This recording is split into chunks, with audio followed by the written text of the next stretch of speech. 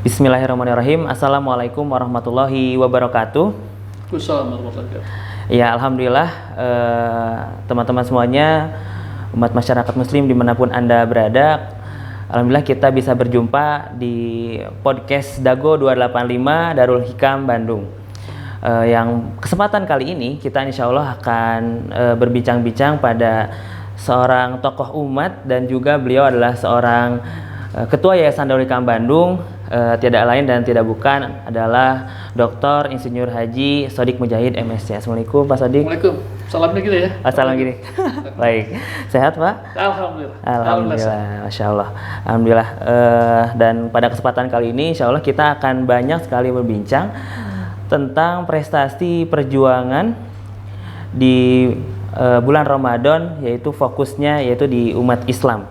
Ya, nanti akan dalam frame sejarah perjuangan dan prestasi umat Islam di bulan Ramadan, seperti itu. Nah, insya Allah Pak Sodik izinkan saya untuk memandu. Insya Allah kita pada kesempatan kali ini akan membahas topiknya prestasi yang pertama adalah di Badar Al-Kubro, seperti itu.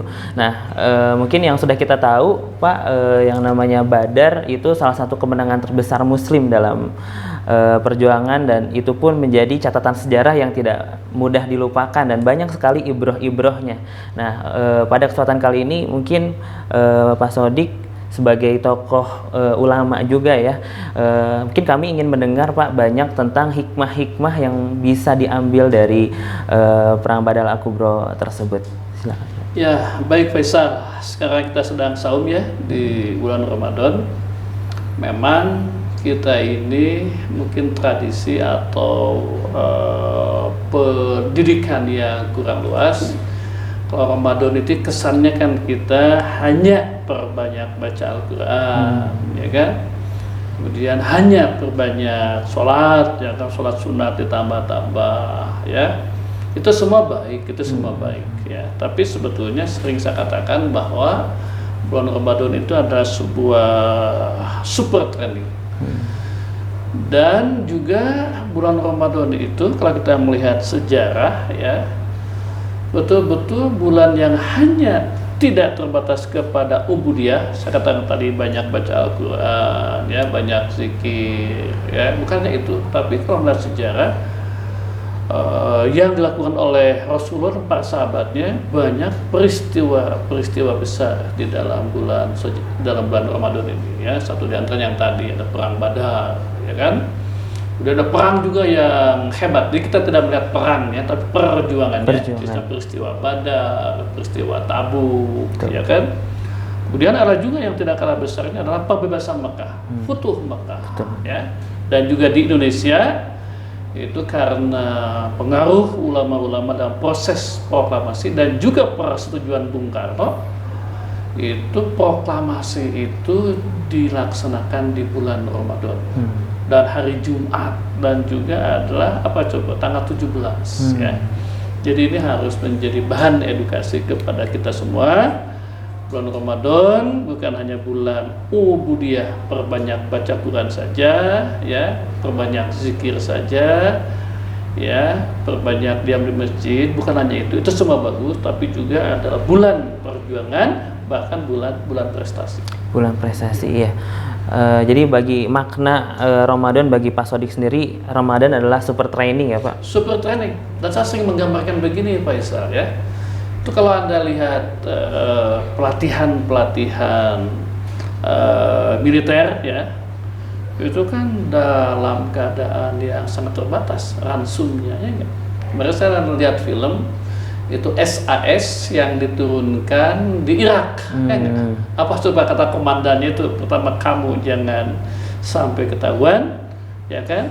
Yang kedua, kamu tentu saja suplainya seadanya, dan kalau kami tidak kuat maka kami copot baretmu, begitu.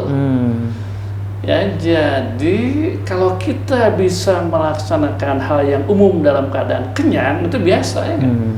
Tapi kalau kita bisa melaksanakan hal yang luar biasa sedang dalam keadaan lapar, itu kelasnya adalah kelas Kopassus. Bahkan kelasnya kelas super Kopassus, kalau ada super Kopassusnya. Dan itulah yang dilaksanakan oleh Rasulullah dan para sahabatnya. Maksud yang tadi, peristiwa Badar, ya, peristiwa Tabuk, ya, kemudian peristiwa Futuh Mekah dan lain sebagainya. Jadi kita ambil hikmah di situ, ya, selain itikaf di masjid, selain tanpa baca Al-Quran, tanpa sodako, tanpa sholat, jangan lupakan bahwa Ramadan adalah sebagai bulan perjuangan, bahkan tadi bisa menghasilkan prestasi-prestasi. Ya, Masya Allah. Ya, di antara sebenarnya dengan panjangnya ya sejarah umat muslim hingga sekarang pasti banyak prestasi-prestasi ya Pak. Tadi seperti yang saya highlight tadi ada bahkan kemerdekaan negara ini pun ada di bulan yang istimewa gitu ya, ada di bulannya Quran seperti itu. Nah, begitu juga ini mungkin kita sedikit mengulas di Perang Badar ya Pak. Perang Badar ini sungguh fenomenal gitu ya. Perjuangannya, prosesnya gitu ya, hingga banyak sekali hikmah-hikmah yang terkandung di dalamnya seperti itu. Nah, boleh Pak diceritakan mungkin ya dari sudut pandang Pak Sodik sendiri, hikmah-hikmah apa saja Pak yang mungkin bisa menjadi inspirasi kami mungkin ya zaman sekarang muslim dimanapun kita berada untuk memaknai kisah Badar ini Pak. Ya, Perang Badar ini ya itu harus kita tempatkan dalam konteks perjuangan pertama dan juga dalam konteks didikan pertama. Didikan pertama ajaran Islam itu adalah akidah. Ya, keyakinan kepada Allah. Walaupun oleh Ketua PBNU, oleh Profesor Said Akil ya, mengatakan jangan terlalu banyak katanya berikan akidah, kan jadi ekstrim. Padahal tidak begitu, ya kan? Ya, itu pendidikan akidah, pendidikan keyakinan kepada Allah. Nah, salah satu pelajaran dalam Badar ini adalah pelajaran akidah untuk membuktikan beberapa ayat sebelumnya. Beberapa ayat sebelumnya mengatakan bahwa kamin fiatin qalilatin ghalabat fiatan kasiro, ya, betapa banyak kelompok yang kecil yang bisa mengalahkan kelompok yang besar. Atau juga ajaran-ajaran akidah, ajaran-ajaran keyakinan yang mengatakan bahwa intan surullah yansurkum, ya, bahwa jika engkau menolong Allah maka Allah pun akan menolong. Itu adalah dari segi edukasi. Perang Badar ini kita tempatkan pada edukasi pertama pendidikan Islam, jadi masalah keyakinan kepada Allah, termasuk keyakinan kepada janji-janjinya, yang antara lain janjinya itu adalah Allah akan menolong orang yang berjuang di dalamnya. Intan surullah yansurkum, ya, jika engkau menolong Allah maka Allah akan menolongnya. Maka dalam konteks pendidikan ini, hikmah dari Badar itu, maka kemudian terbukti, oh iya ya, kalau kita mendekat kepada Allah, Allah akan menolong kita. Buktinya apa? Buktinya kita yang jumlahnya hanya 313, ada juga yang mengatakan 317, ya, kudanya hanya 2 ekor, untanya 70, satu tentara itu duduk di tiga tentara itu menunggang 1 unta, termasuk Rasulullah. Masya Allah. Ya, senjatanya juga sangat amat terbatas, tapi bisa mengalahkan pasukan Quraisy yang jumlahnya di atas 1000, ya, ratusan kudanya. Ya, itu memberikan bukti bahwa terus berjuang untuk Islam, berjuang demi keadilan, berjuang demi kebenaran, berjuang demi pembebasan. Ya, jika kalau berada pada itu maka Allah akan menolongnya. Dan kemudian itulah yang terbukti dalam Perang Badar. Ya, itu dari sisi edukasi. Keagamaan. Kita juga bisa lihat dari sisi kepentingan militernya, kepentingan politiknya, dan juga bisa melihat dari posisi bagaimana perkembangan Badar. Ya, sampai Rasulullah pada Perang Badar itu mengatakan, ya Allah, tolonglah kami. Jika engkau tidak menolong kami dalam peperangan pertama ini, bisa jadi tidak akan lagi ada orang yang menyembah. Begitu strategisnya Perang Badar. Masya Allah. Dan itu terjadi bulan Ramadan ya Pak? Bulan Ramadan. itu perjuangannya luar biasa ya dalam bulan Ramadan ya. Iya. Karena begini, awal-awal hijrah itu jangankan bulan Ramadan, bulan non Ramadan pun keadaan sangat amat terbatas, miskin sekali.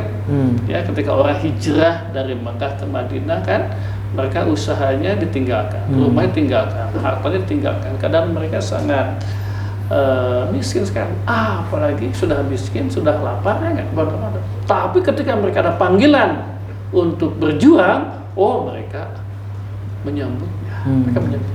Tapi yang menarik adalah itu, walaupun adalah perintah dari Allah, Rasul kumpulkan pemuka muhajirin, Umar, Ali, Hamzah, Abu Bakar ditanya ya. Kemudian Rasul juga kumpulkan pemuka-pemuka Ansor. Bagaimana nih? Ada panggilan Allah ya enggak? Inilah yang disebut dalam Al-Quran ya. Jika Allah memanggilmu, maka kalian harus menjawabnya, dan mereka melakukan itu. Masya Allah. Ya, dan pertolongan Allah itu nyata di sana, karena ya pasukan yang sedikit tadi bisa mengalahkan yang banyak. Dan ya itu pertanyaannya mungkin bagaimana ya Pak Sodik untuk bisa mengimplementasikan kekuatan akidah semurni itu, sehebat itu untuk di zaman sekarang gitu ya, yang mungkin tantangannya bukan tantangan perang seperti itu, tapi hal-hal lain. Bagaimana untuk bisa menghadirkan? Iya.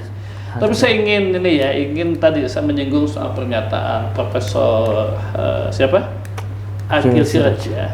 Mungkin yang beliau khawatirkan adalah karena ruhul jihad itu yang disalahkan, kemudian ada radikalisme, ada ekstrim ya. Itu oke lah, itu adalah biasnya. Itu bias, itu efek ya, karena pemanfaatan katakanlah ruhul jihad itu. Tapi jangan kita salahkan ruhul jihadnya loh, ya kan? Ini Indonesia akan merdeka kok. Tidak akan ada merdeka tanpa ruhul jihad dari para pejuang itu. Ya, kemudian ruhul jihad ini ada yang membelokkan, pemanfaatan yang salah, itu harus kita jaga ya. Tapi kita tidak bisa melihat fakta, dan inilah yang dibutuhkan. Jadi jihad ini, tapi jihadnya jihad yang besar ya, melawan kezaliman, melawan kemungkaran, menegakkan keadilan, menegakkan supremasi hukum dan sebagainya ya. Dan inilah yang dipegang ya, dan inilah yang ada di dalam dada para pejuang-pejuang ya, termasuk dan terutama adalah para pejuang Islam. Jadi perang Badar itu ya, selain nanti kita bahas tentang cerdasnya Rasulullah, mengintai mereka ya, tentang hebatnya Rasulullah sebagai panglima ya. Begini, pertama saya ingin mengatakan bahwa perang Badar tadi adalah sebuah kemantapan akidah dalam keadaan lapar ya, dalam keadaan puasa, sebelumnya dalam keadaan miskin, tapi ketika ada panggilan berjuang mereka bangkit ya. Tapi dari sisi itu juga kita melihat bagaimana Rasulullah sebagai pemimpin ya, ada proses musyawarah ya kan, dipanggil ahli dari muhajirin, dipanggil juga dari ahli Ansor. Bagaimana mereka berkata, siap Rasulullah, aku di belakang. Rasulullah juga melakukan langkah-langkah sebagai seorang panglima yang akan melakukan pertempuran. Rasulullah melakukan proses intelijen, ya kan, mengamati berapa sih pasukan mereka, di mana tinggalnya, apa pasukannya, siapa tokoh-tokohnya, itu dilakukan oleh Rasulullah, ya kan. Dan dalam peperangannya juga, Rasulullah itu membagi-bagi tugas ya, kepada siapa, kepada Hamzah, kepada Ali, dan kepada lain sebagainya. Jadi saya kira ini adalah sebuah gambaran yang sempurna tentang perjuangan umat Islam. Ada pemimpin yang kuat, yang bagus, yang akomodatif, yang musyawarah. Ada tadi komitmen atau lebih disebut ruhul jihad ya, dan juga ada langkah-langkah profesional, mengamati pasukan ya, mengamati musuh bagaimana. Tapi di atas semua itu adalah yang tadi, di atas semua itu adalah komitmennya. Kenapa? Karena tadi jumlahnya sedikit, hanya sepertiga, peralatan perangnya juga sangat minim, tapi bisa mengalahkan lawan yang jumlahnya 3 kali lipat, dan perkakas peralatan tempurnya juga luar biasa. Masya Allah. Ya. Yaitu perbandingan ya 1 banding 10 ya Pak. dalam perang itu memang baru 1:3. 1:3. Ya, 300 lawan 1000. Tapi memang dalam Al-Quran disebutkan, ya, jika kamu ada 20, kamu mampu mengalahkan 200, ya 1:10 loh. Kualitas umat Islam itu bukan prajurit saja. Jadi guru, jadi kameramen, jadi kepala bagian, ya, jadi dosen, jadi apapun 1:10. Itu namanya apa? Itu namanya lah baru loh orang Islam yang profesional. Ya, 1:10. Tapi kata Allah, wal an khaffafallah. Oke, sekarang aku turunkan. Terlalu berat 1:10. 1:2. Tapi kalau kalian pelajarinya, ketika Allah bicara tentang 1:10 disebutkan sobirun, yang sabar. Yang sabar. Tapi ketika Allah mengatakan aku turunkan 1:2, apa coba luar biasa? Sobirotun. Apa tun tuh? Wanita. Tapi mau kamu dianggap kelas wanita begitu. Iya. Ya, itu hebatnya Islam itu ya. Jadi pejuang Islam itu dalam bidang apa saja itu harus bisa mengalahkan 10 orang. Boleh aku turunkan jadi 2, tapi Allah luar biasa kalimatnya mi'atun sobiratun. Ya, wanita yang berkelas gitu. Itu yang jadi dalam konteks itu Badar belum 1:10, 1:3 ya. Tapi sekali lagi luar biasa. Dalam keadaan miskin, dalam keadaan puasa, ada tantangan untuk berjuang. Mereka mengatakan aku di belakang Rasul untuk menegakkan kebenaran. Insyaallah. Ya, Pak Sodik, tentang siasah tadi ya. Adakah hikmah mungkin ya tentang siasah dari cara negosiasi Rasulullah SAW ketika perang Badar, atau bagaimana pola komunikasi yang menarik yang mungkin bisa diambil hikmahnya? Ya, dalam berbagai begini ya, kita orang ada mengkritik Islam punya perangnya zaman dulu kan perangnya perang fisik. Ya, sekarang betul. proxy war ya kan. Sekarang tidak perang fisik saja, perang budaya atau proxy war itu. Kalau zaman dulu ya dalam perang fisik ya kan. Dan memang Rasulullah dalam berbagai perang itu menunjukkan kehebatannya. Perang Uhud karena kemiliterannya, ya. Kemudian perang Khandaq karena kemampuan intelijennya, ya. Dan juga perang Badar juga luar biasa. Ya, luar biasa Rasulullah yang tadi melakukan proses intelijen, ya, memberikan pembagian tugas, ya, memberikan semangat, ya. Nah, kemudian Rasulullah juga memimpin langsung pertempurannya. Ada beberapa pertempuran yang dikomando langsung oleh Rasulullah, dan ini perang Badar adalah salah satunya ya. Dan tadi langkah-langkahnya, ada langkah musyawarahnya, ada langkah intelijennya, ada pembagian tugas sayap kiri, sayap kanan, ada pembagian tugas kelompok Muhajirin, kelompok Ansor. Jadi langkah-langkah profesional kesatuan pertempuran itu dilaksanakan oleh Rasulullah. Dan satu di antaranya yang menarik adalah zaman dulu kan kalau perang itu ada ini dulu, ada perang head to head dulu, head to head dulu. Dan dari 3 itu semuanya dimenangkan oleh prajurit-prajurit Islam yang tadi sehari-hari dalam keadaan miskin, susah, kurang bergizi dibandingkan dengan kaum Quraisy saat itu. Kongres saat itu dalam keadaan bergelimang yang tentu saja ada diklatnya. Prajurit Rasulullah kan berapa diklat, ya enggak? Ditambah lagi sedang puasa, ya kan? Dan ini adalah pelajaran bagi kita semangat berjuang, ada kekompakan, ada pemimpin yang kuat, ada langkah-langkah profesional, dan juga ada profesionalisme yang ditunjukkan antara lain yang tadi head to head menang. Head to head menang, ya, masya Allah. Apa ya yang memang yang kuat jadi fondasi awalnya itu akidah ya Pak Sodik? Saya kira begitu, ya. Dan saya karena sekali lagi jangan takut dengan akidah, itu akidah yang disalahkan, ya, akidah. Tapi tidak akan ada Indonesia lah. Itu Cut Nyadin bisa nggak bertempur itu kalau tidak ada komitmen yang luar biasa, ya. Panglima di Ponorogo, Cut Nyadin, Hasanuddin, Patimura. Apakah mereka profesional? Apakah mereka punya alat yang bagus? Maka saya sering mengatakan bahwa di atas profesionalisme itu ada semangat juang. Ada semangat juang, itulah dalam Islam yang disebut dengan ruh jihad. Yang sekarang yang tadi ruh jihad sedang anarki, dianggaplah teroris, ya kan? Itu adalah pemanfaatan hujan yang salah. Yang benar adalah hujan itu adalah untuk menegakkan kebenaran, menegakkan keadilan, membela yang lemah, membela yang duafa. Masya Allah. Baik, mungkin untuk terakhir Pak Sodik, sebelum kita tutup podcast ini, boleh disampaikan ini apa ya, pembelajaran yang mungkin secara teknis bisa kami lakukan gitu ya, dari hikmah Perang Badar ini, dan khususnya selama bulan Ramadan untuk menjadi penyemangat motivasi kami. Oke, pertama bahwa Ramadan bukannya khusus untuk ubudiyah, banyak sholat dan zikir, tapi juga kita berkarya untuk sosial kemasyarakatan.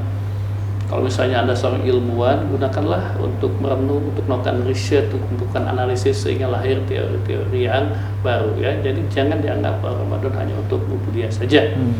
Yang kedua, dicontohkan oleh Rasulullah bahwa Allah menepati janjinya bagi siapa? Bagi mereka yang memang percaya kepada janji-janji Allah. Bukan janji untuk perang saja, untuk apapun.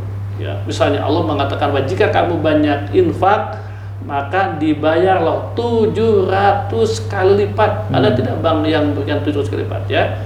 Jadi janji Allah untuk berbagai urusan pasti Allah akan memenuhinya. Nah, janji Perang Badar adalah janji Allah akan menolong di dalam pertempuran. Nah, itu sekali lagi bulan Ramadan ya, perkuat untuk mendekatkan diri kepada Allah. Ya, Allah membantu kita dalam berbagai urusan hidup kita. Yang kedua, Ramadan jangan hanya dikhususkan ke dalam bidang ubudiyah khusus, sholat zikir, tapi juga ibadah-ibadah sosial, kemasyarakatan, keilmuan, dan lain sebagainya. Masya Allah. Baik, jazakumullah khairan katsiran, Pak Sodik. Masya Allah, hari ini kita belajar banyak dari hikmah-hikmah dari Perang Badar, dari Badar Al-Kubra ini. Semoga menjadi motivasi kita dan menyadarkan kita semua bahwasanya Ramadan ini super training gitu ya, super training yang jika zaman dahulu gitu ya di Sirah Nabawiyah banyak sekali ujian-ujian dan perjuangan-perjuangannya sehingga melahirkan prestasi yang luar biasa.